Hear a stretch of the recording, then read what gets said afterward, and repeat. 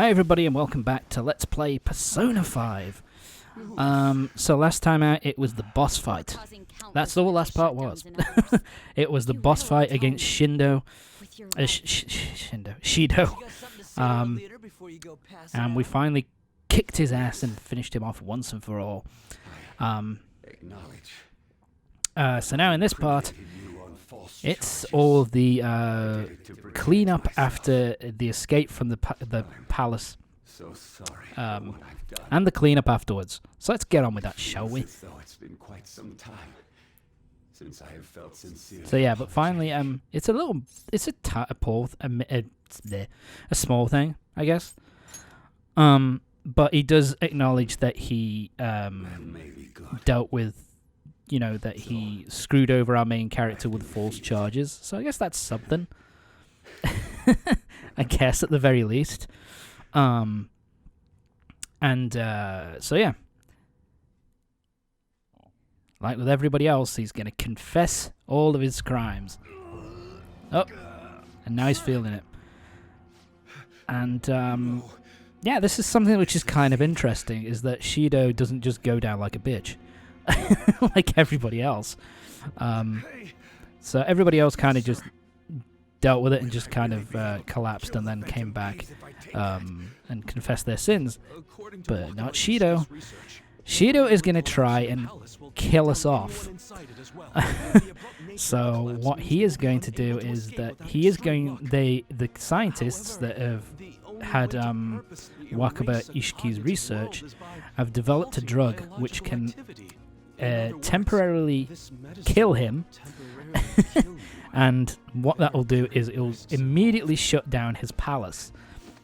And he thinks that if he does that, he can kill them inside his palace. And so, yeah, he thinks if they're in his palace, he can kill them while they're in there, and maybe they won't steal his... they won't take his treasure with them. And as a result, he won't confess all his sins. It's we must be sure to transfer him at once. one part clever, 2 parts moronic. I guess it is kind of cool that, the big bad tries to do something to kind of stop them completely.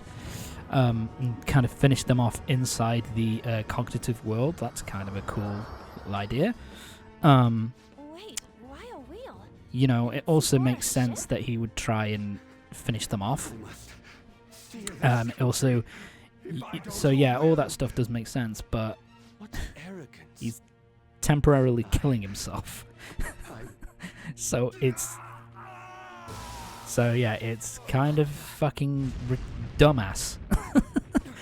At the same time, so it's kind of brilliant yet stupid. But we haven't taken the treasure yet. So, yep, what we've got to do is we've just got to grab the treasure and get the fuck out. And so, fortunately for us, we're at least able to grab the treasure before everything starts going to shit. So, we can still change his heart at the end of the day. So, that's something, but got to try and get out of here before, the whole palace goes up in smoke and us with it. But why? What kind of sloppy explanation is that? Ryuji, chill, bro. Haven't dealt with this kind of shit before. What happened to Shido in the real world? What do you mean something? I don't know. Ryuji's such a fucking hothead here. He's like, for God's sake, jackass, just... Why would we know what's going on? Just move your ass. Otherwise we're gonna die. What about that way? So yeah, it is looking bad for a bit. And I love this music track that plays here. It's full of tenseness, while also being catchy as fuck. So yeah, we've got to get the fuck out quick. We are not gonna die like this. Might not be up to you, cat. And so yeah, now we go into anime cutscene territory. The whole place is blowing up. I find it interesting that they portrayed it like this, because I would have thought if you killed someone and temporarily destroyed their cognitive world, that it would just kind of instantly go. But I guess we've got to have fucking tension. So yeah. We won't reach it in time. Now it's time for Ryuji to have his moment of in the spotlight. Hang tight. I'll nab the boat. So yeah. Ryuji! So all this stuff that's been going on the whole game inside Ryuji's social link about him kind of learning to run again and regaining his former athleticism and speed all kind of pays off here in the end, which again, it's another reason why it's a cool thing, because I like the idea of something in the social link of a character being fundamental to like the whole plot. I kind of like that. But anyway, Ryuji's good. How's he gonna get back? Oh god, he's looking back. Something's gonna go wrong, isn't it? Thumbs up. Yeah, everything's gonna be fine. Ryuji's gonna be just fine. I mean, what could possibly go wrong at this point? I mean, everything's just fine. Ryuji's gonna be just... oh shit. Big explosion and... oh shit. Ryuji's not there. Oh dear. We're in a bit of trouble. What the fuck happened? No way. So yeah. Ryuji.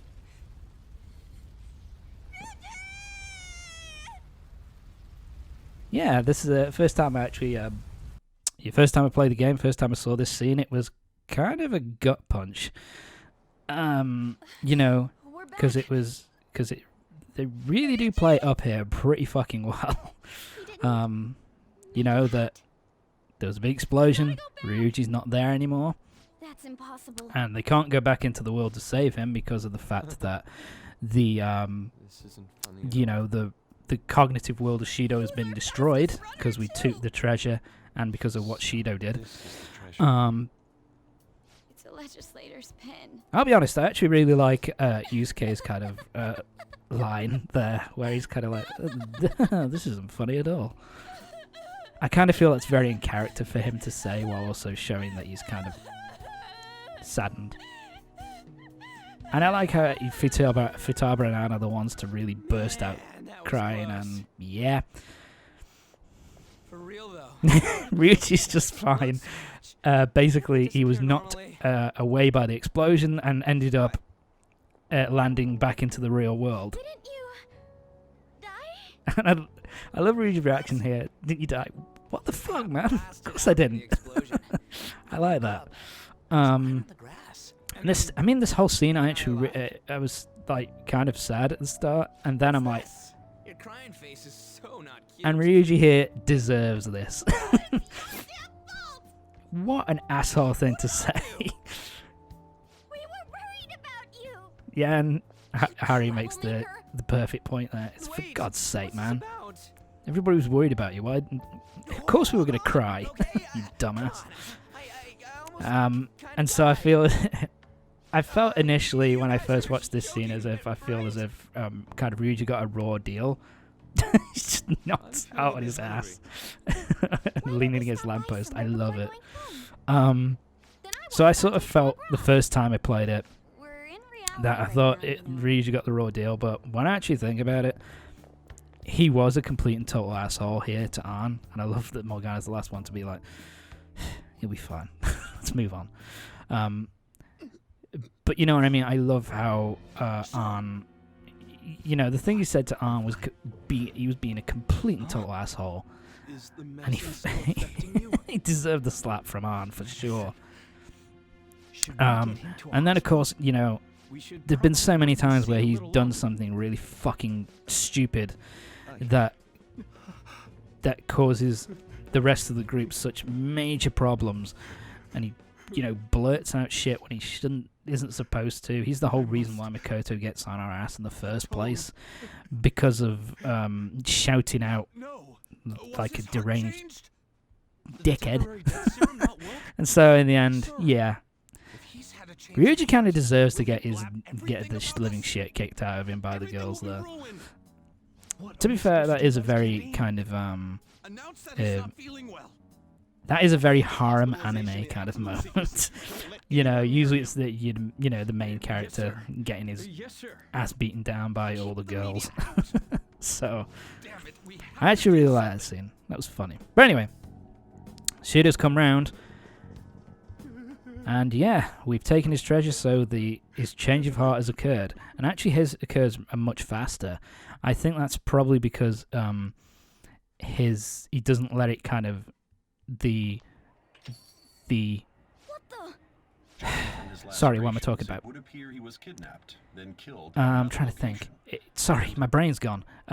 So basically, it's because he destroyed his palace in an unnatural way, and so it just went instantly. I'm gonna get angry. And so I think that's why he kind of has a change of heart much faster than any other Sojiro. of the villains in the game. But I like there's an explanation for it. And now we're back here, and yeah, stuff has gone down.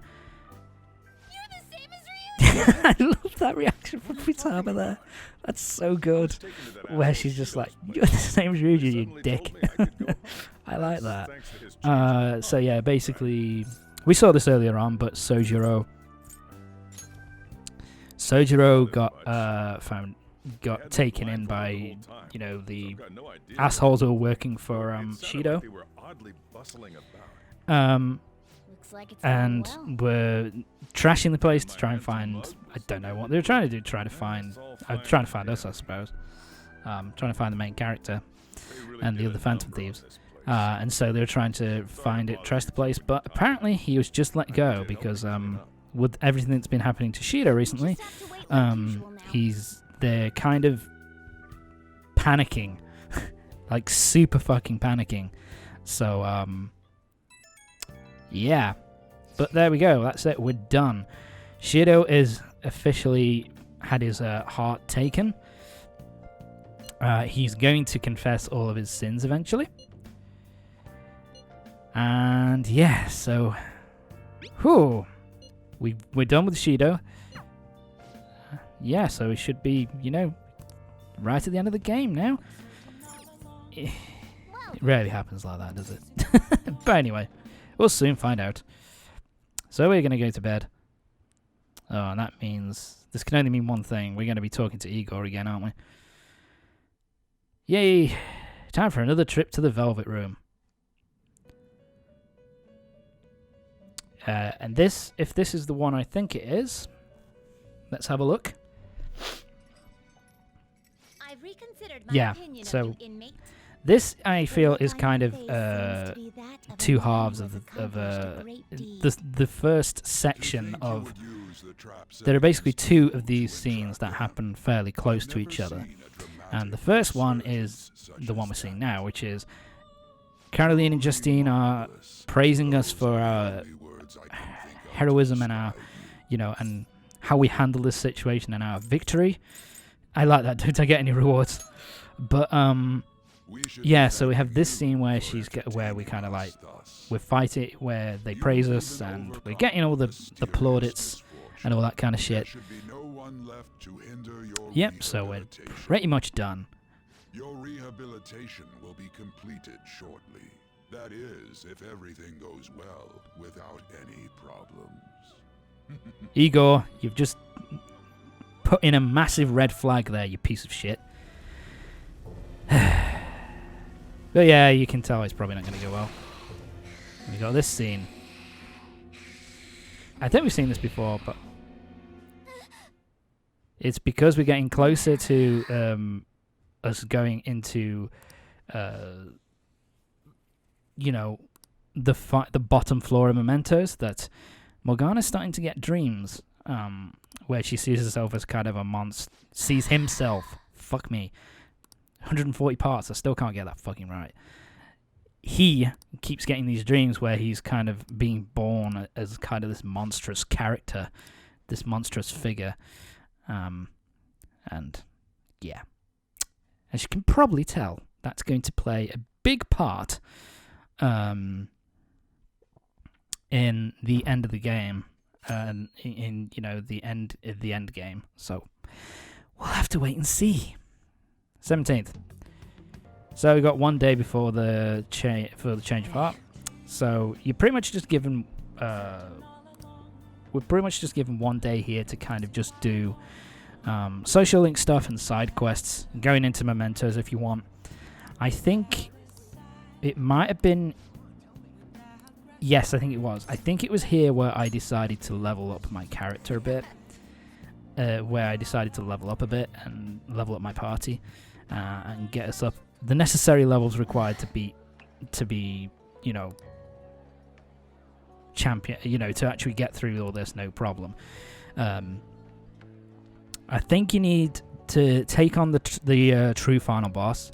You have to be level 70 or above in order to make it kind of comfortable. So I got myself up to level roughly 68, 69. Here, 69. Fucking hell.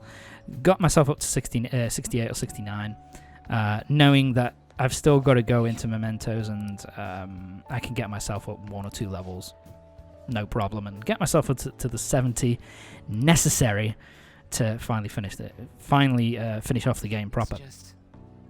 But anyway, we're back with Mishima. We've decided to go out and have some, have a bit of a laugh with Mishima because he's,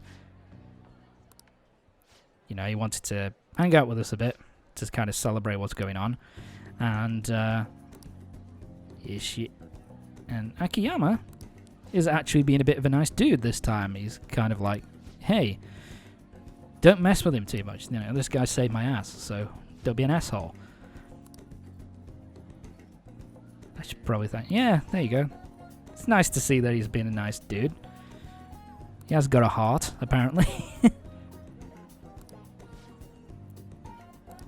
And Akiyama doesn't want to talk about it. And Mishima's like, what, man? I don't know what you're talking about. What are you doing?